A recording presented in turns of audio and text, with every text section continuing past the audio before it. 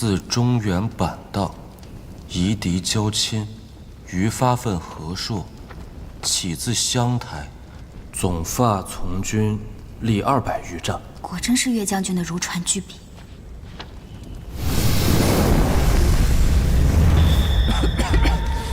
什么情况？你们俩上山怎么还放火呢？我们怎么可能自己放火烧自己啊？定是你那3000尺的弟弟想出的损招，放火上山逼我们下山。不好，这火势越来越大了，此地不宜久留。裘县长，怎么办？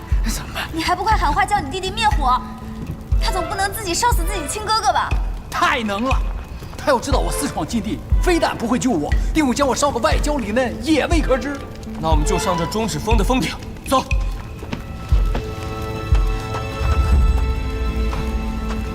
哎，加我一个，兴许有个照应，也未可知。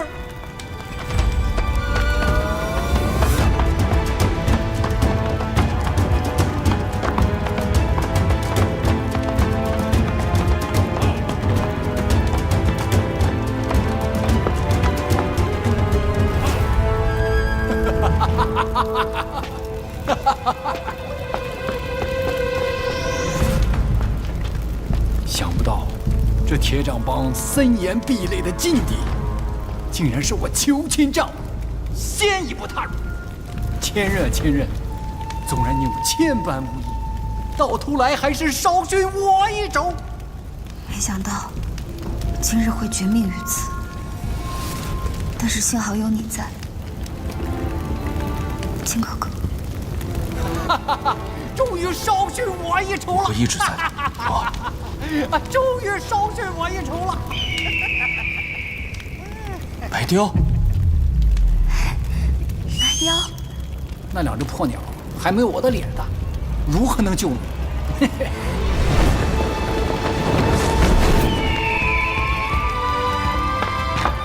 哎呀，谁成想这小子的轻功居然与我不分伯仲，加我一个！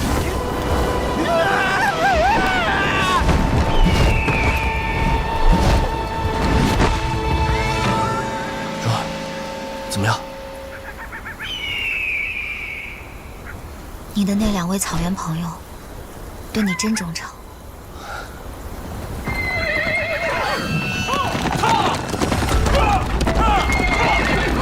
走，队长帮助你。咱们往那边走，只能试试运气了，蓉儿。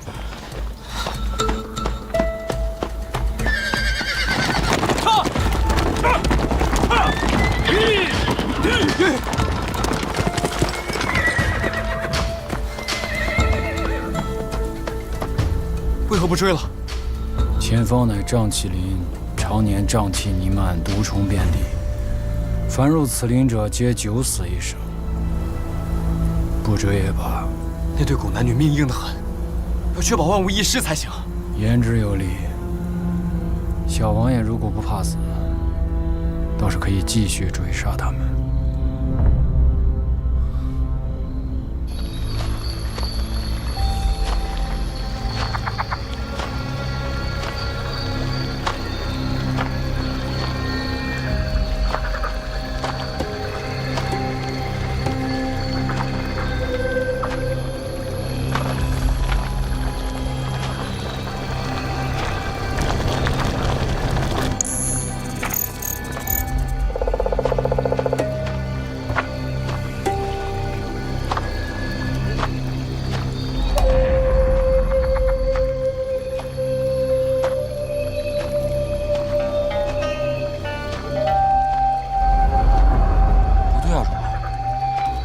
明明看见那个房子就是这个方向，怎么又不见了？金哥哥，你四周转一转，我看看。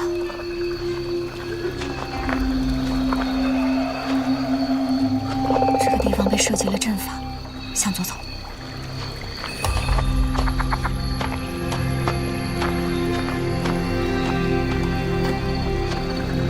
你往右边走。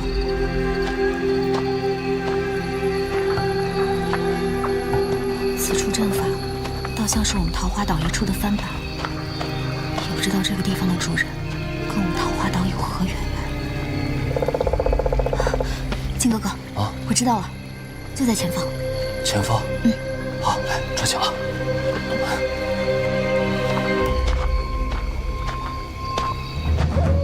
来，说。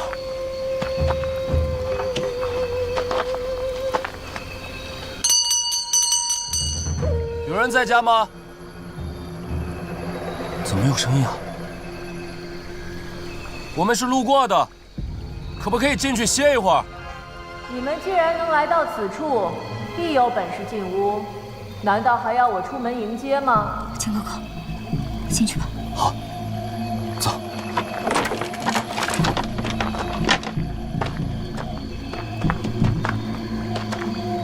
来，脚下慢一点。来，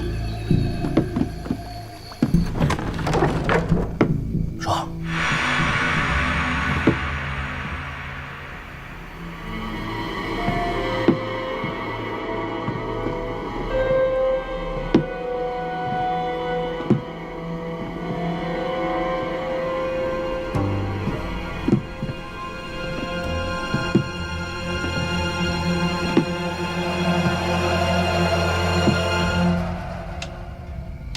冒昧打扰，能否讨一碗水喝？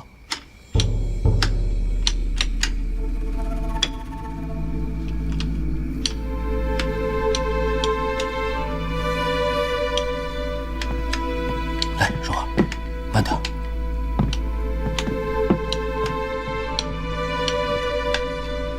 这竹根都是些算子，排成商、时、法、界、算4位。这是在开55225的平方，235。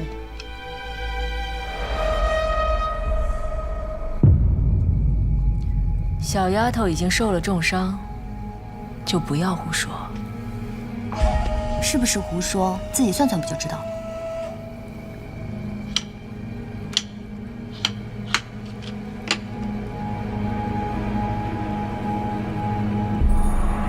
不过是凑巧猜中罢了。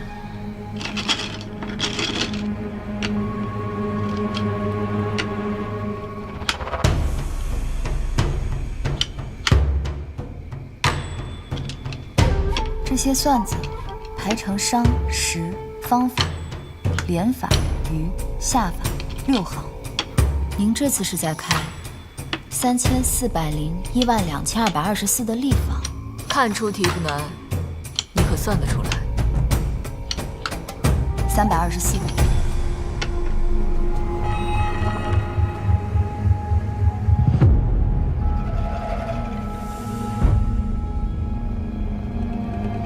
跟我来。小丫头，这些你可识得？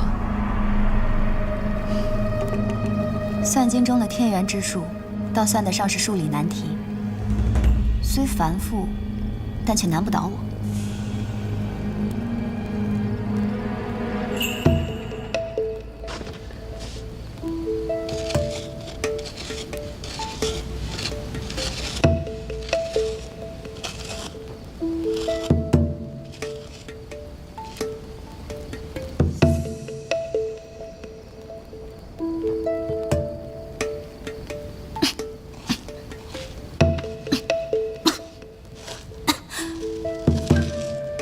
您瞧瞧看如何？这么快你就算出来了？算经中共有19元，人之上是先、明、萧、汉、累、曾、高、上、天；人之下是地、下、低、简、落、士、权、暗、鬼。我方才算到第19元时，倒是有些难住我了。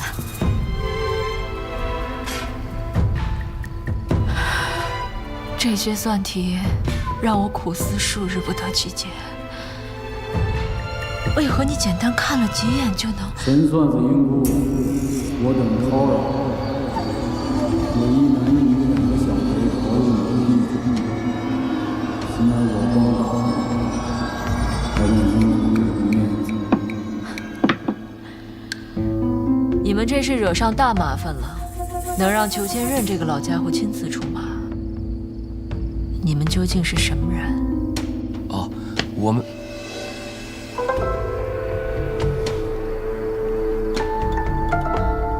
不说我也猜得出来，九指神盖洪七公是你们什么人？我们确实是洪老前辈的弟子。前辈，我这妹子刚刚在越州接任了丐帮新一任帮主，却因误闯入铁掌山禁地，被裘千仞所伤，故来此避难。前辈若是与铁掌帮有甚瓜葛，不便收留，那我们就此告辞。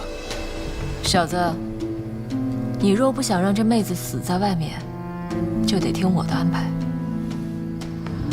我这黑沼泽林岂是想来就来，我自会料理他二人。你们走吧。那就有劳严姑了。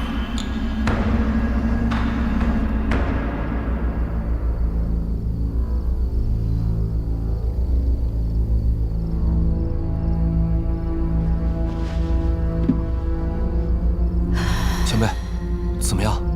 难治。啊？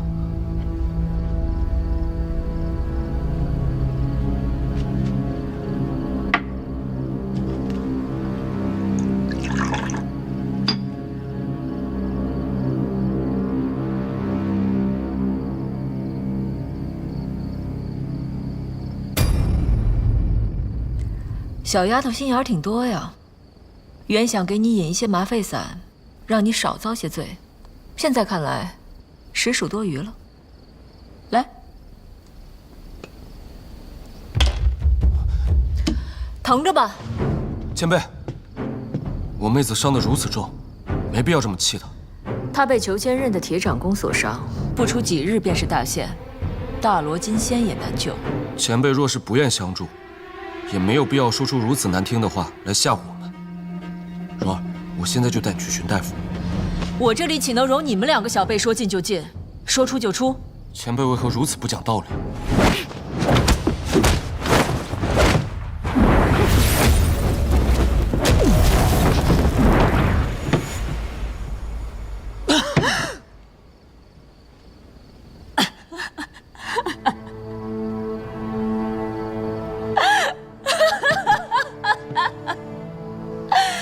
没想到我在此隐居10余年，勤修苦练，上乘无果。本想着马上学成去救人，眼下却连你一个毛头小子都胜不过。我这10余年的苦熬，岂非尽付流水？前辈，我无意动手，请谅解。放我们走吧。你们能去哪儿啊？这丫头中了铁掌功，又在林中受了瘴气之毒，脸上已现出黑气，不出3日便会毒气攻心。你当真要害了她？3日，蓉儿，感觉怎么样？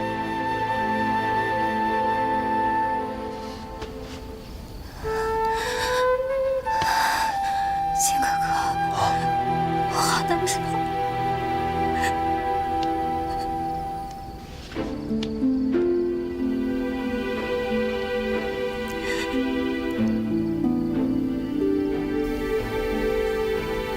秦哥哥，剩下这3天，你不要离开我半步，好不好？好。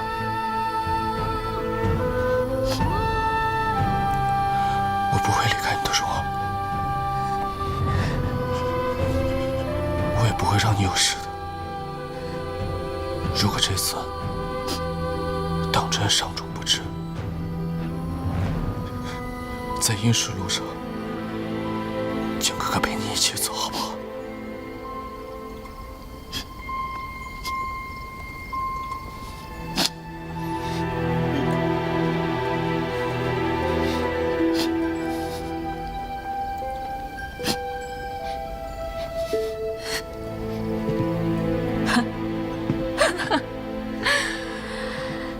本还有法子可以试试救这妹子，若你们再这般期期爱爱耽误时间，即使仙医在世，也是回天乏术了。蓉儿，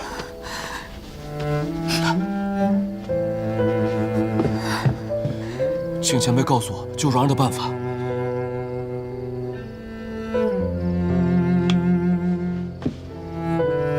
只要能救我蓉儿，我愿意为前辈做任何事情。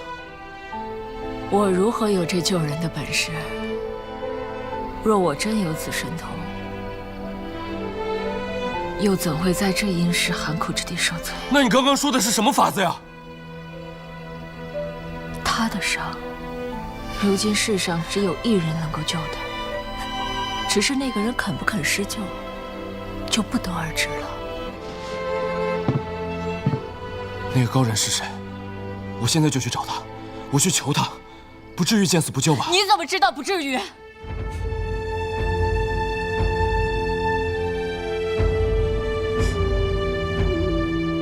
见死不救才是人情之长，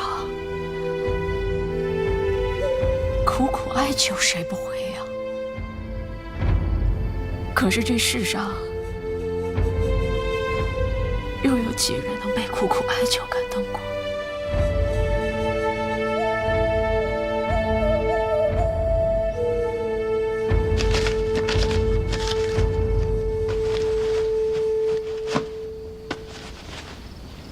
出林之后，避开铁掌帮追兵，直向东北，到了桃源县境内，开拆白色锦囊。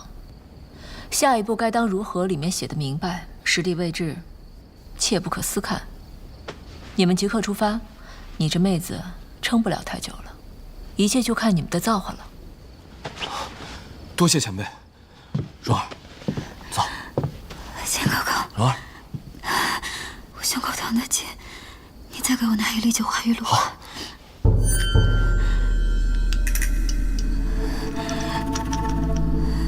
来，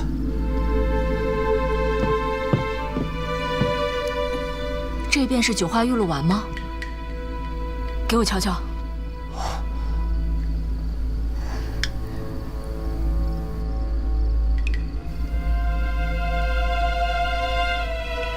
这是桃花岛的圣药，你们从何而得？蓉儿是桃花岛岛主的女儿。你是黄老邪的女儿。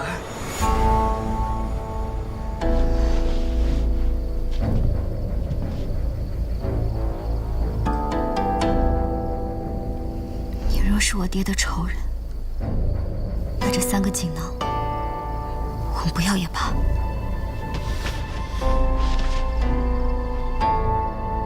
罢了，你们快走吧。锦囊既然已经给你们了，我能帮的仅此而已。小丫头，你爹有没有告诉过你虚不受补啊？这九花玉露丸虽是圣药，但与你的伤势有害，切不可再服。多谢前辈提醒。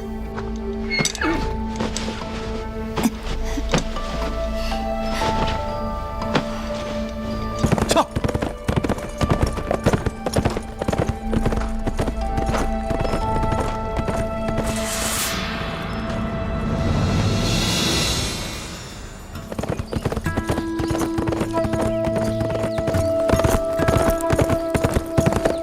撤！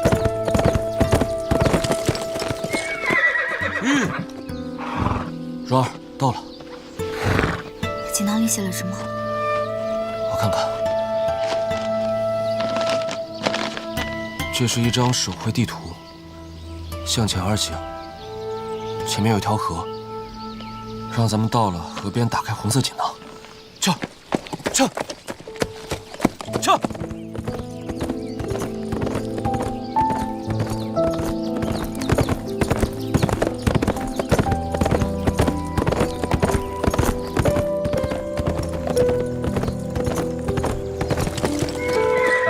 应该就是这儿了。是一张字条。秦哥哥，你念给我听。此女之伤，当视为段皇爷能救。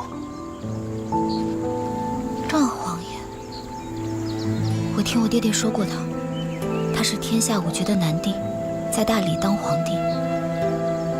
可大理离这儿千山万水，怎么到达得了？这些你就不要担心了，这上面还有其他的字，我念给你听。南帝隐居桃园，外人万难得见。若言求医，更犯大忌。故须假言奉尊师洪七公之命，求见皇爷禀报要讯，待见南帝亲面，以黄色锦囊中之图交出。原来南帝就在桃源县。我们赶紧出发。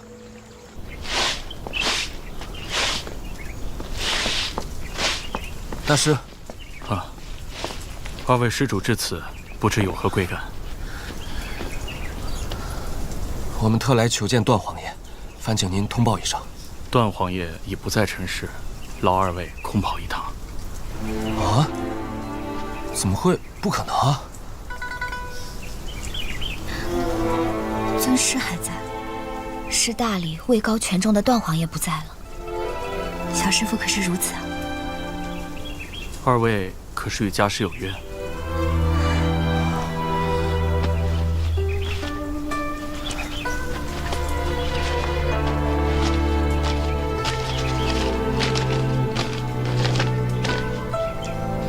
怕念在九指神盖和桃花岛的故情，赐见一面。烦请您呈给尊师。啊。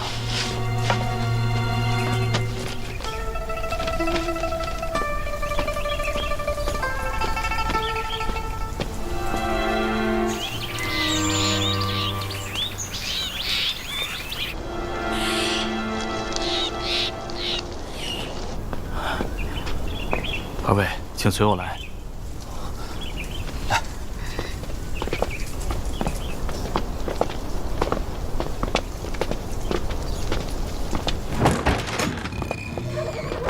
蓉儿，慢点。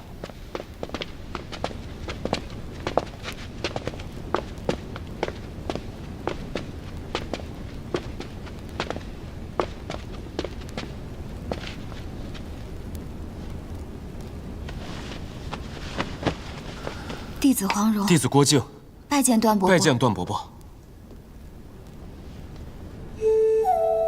段皇爷早已不在尘世，贫僧法号一等。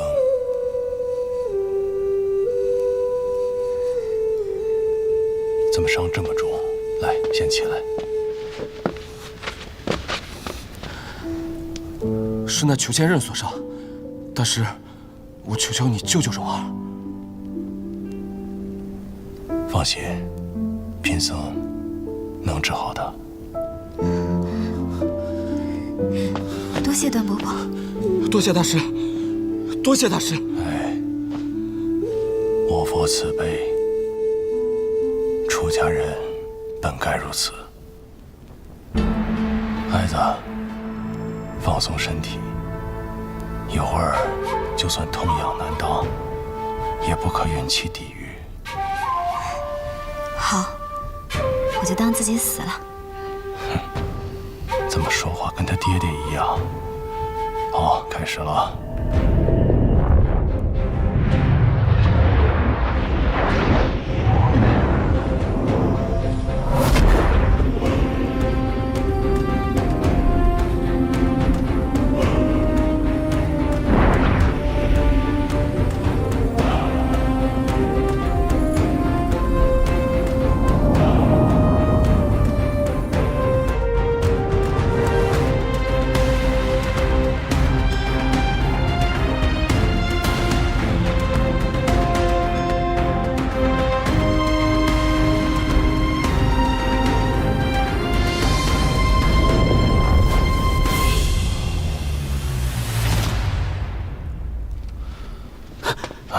师傅，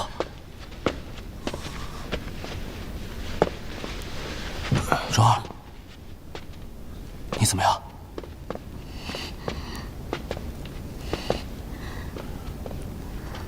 蓉儿，靖哥哥，火炉呢？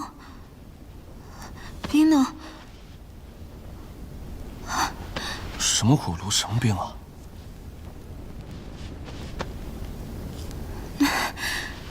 金哥哥，我刚刚做噩梦了，我梦见欧阳锋、欧阳克还有裘千仞，他们把我放到火炉里烧烤，还拿冰冻我，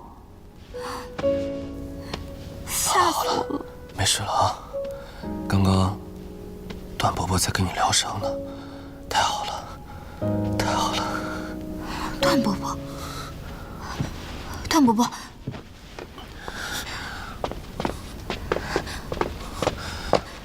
段伯伯，段伯伯，谢谢您救了蓉儿。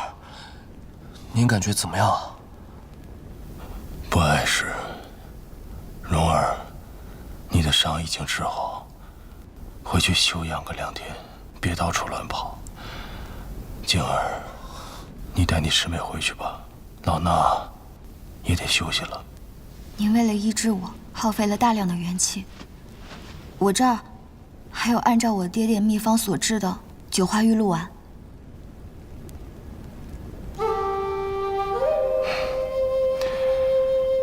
想当年华山论剑，我们个个斗得元气耗尽，你爹也是拿这个药给我们大家服用。这个药调制不易，我拿2颗就行了。伯伯，蓉儿想把这天下所有的灵丹妙药都搬来给你呢。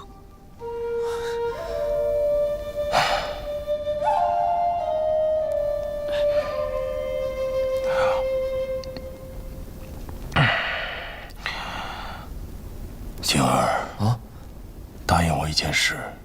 大师，你讲。不许跟任何人提起你曾来找我这件事，甚至连你师父也不准说。啊，你们也不必再过来，很快我就要搬走。那要搬到哪里去啊？以后我们如何看望您？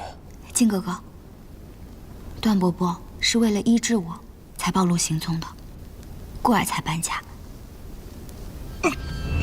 师父，师父，师父，段伯伯，大师，蓉儿，这个药是不是你爹亲自调制的？是我师哥陆成风按我爹的秘方所制。你爹可曾说过，这药服多了对身体有害？莫非这药有毒啊？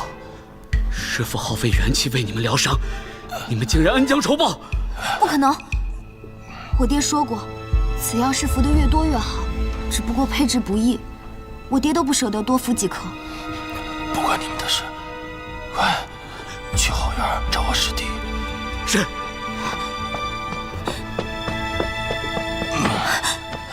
段伯伯，大师。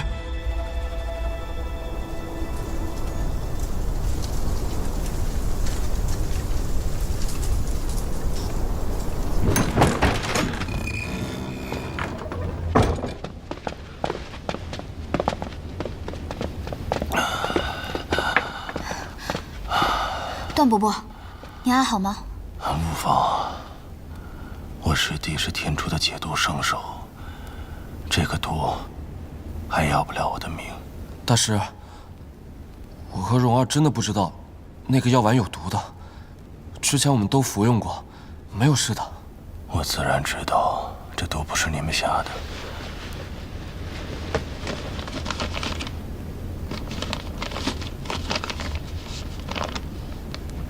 这花是英姑给你们的。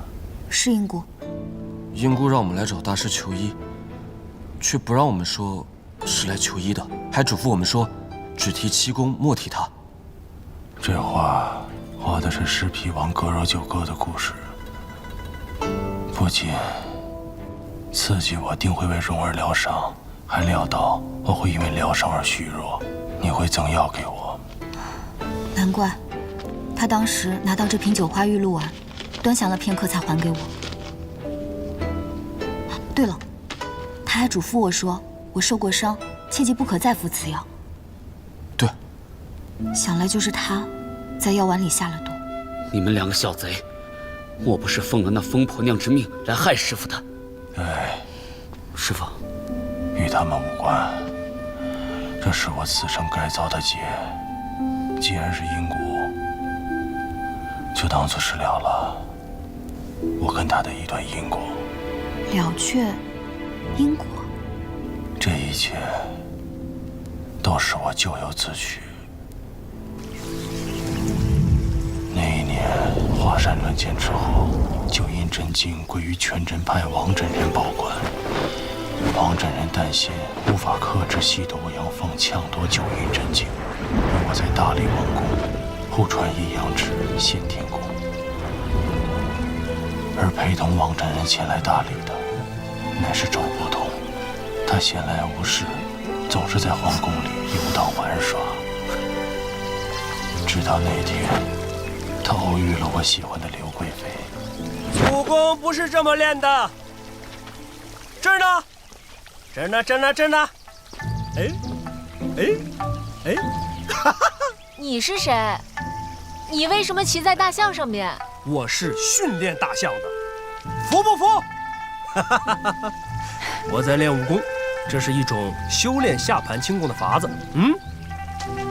还有这么神奇的法子？那当然。那，你坐这么高，你不害怕呀？小宫女，见识短。小宫女，大理皇宫，小宫女还能练武功？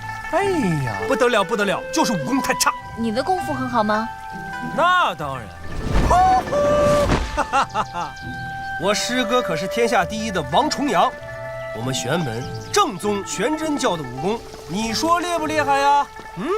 既然这么厉害，你能教教我吗？当然不可以。不教就不教，反正是你师兄厉害，又不是你厉害。我也很厉害，我教你。说想学什么？不想学了。我教定了。说。点穴，听说过吗？你这么笨，我教你个简单的。这儿，别笑。周伯通原本练的就是童子功，不谙男女之事。那刘贵妃天真烂漫，不太避讳。两个人处处点点之间，变得无话不说，亲密无间。可能周伯通生性活泼，与我这位大理皇爷反差极大，给了刘贵妃莫大的新鲜感。你对我这么好，我也有个东西要送给你。给你。什么呀？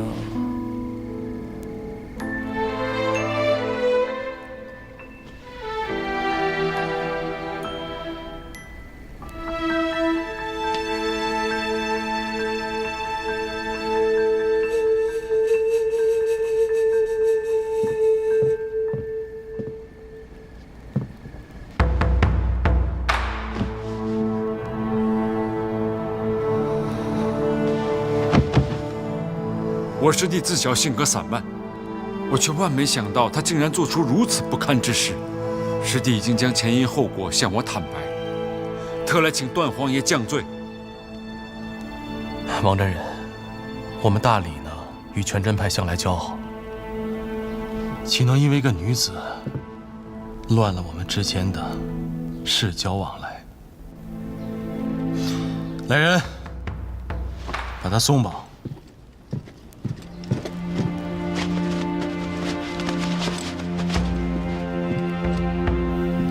周伯通，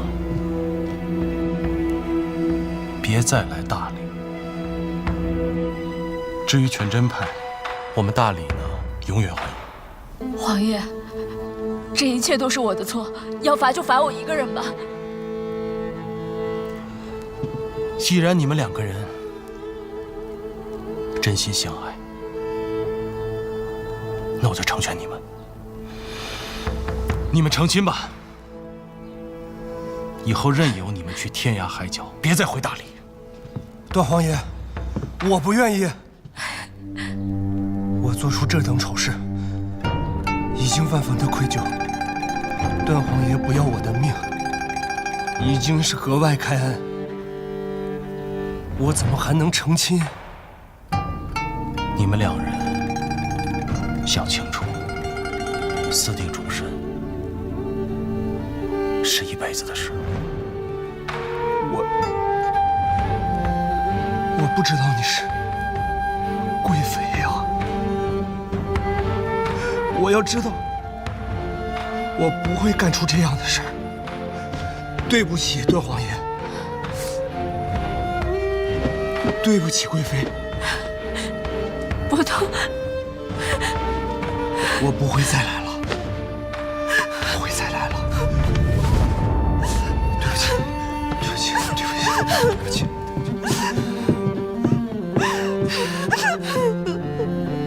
周伯通走后，刘贵妃就住在那间书房，不回寝宫了。我很长时间没有去看她，直到我听闻，她在这书房中已经生下了一个男孩。所以，这孩子是老顽童的。那段时间，我痴迷于武学，后宫经常遭到冷落。这也难怪刘贵妃会对周伯通产生情感。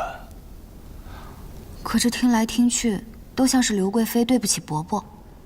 伯伯怎么会如此自责？那是因为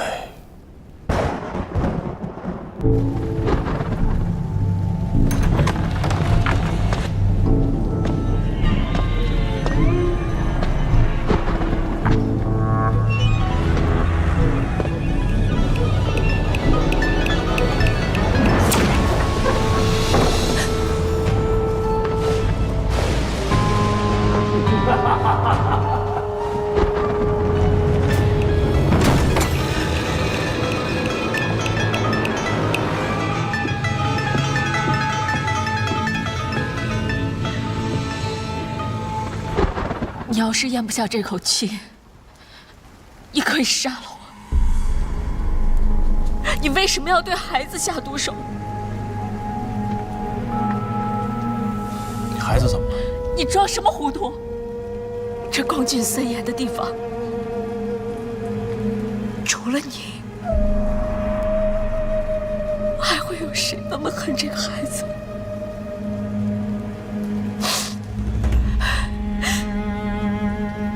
你要是好心，你就救救这孩子吧。我愿意用我的命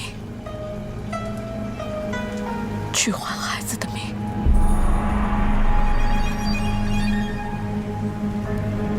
虽然带脉已断，但未伤及要害，还有救。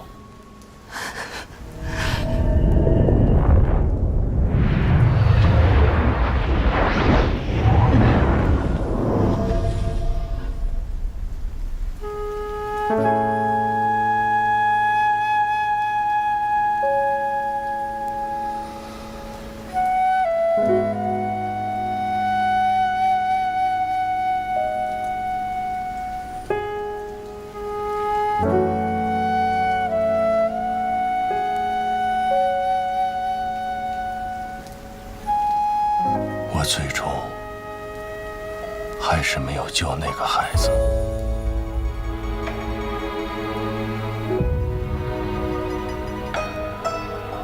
什么情爱无边、王权富贵，都是过眼云烟罢了。我把皇位传给段氏后人，从此出家为僧。修行得救，Hindu在桃园黑枣林。Hindu 修习武功，担惊大快，走火入魔。才必须在世，很重帮助他。段伯伯，您一直十分爱他，并且离不开他，对吗？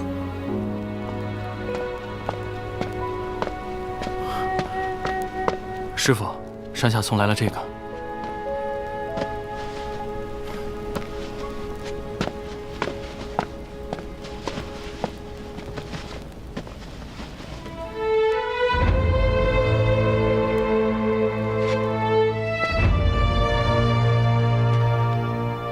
一念之差，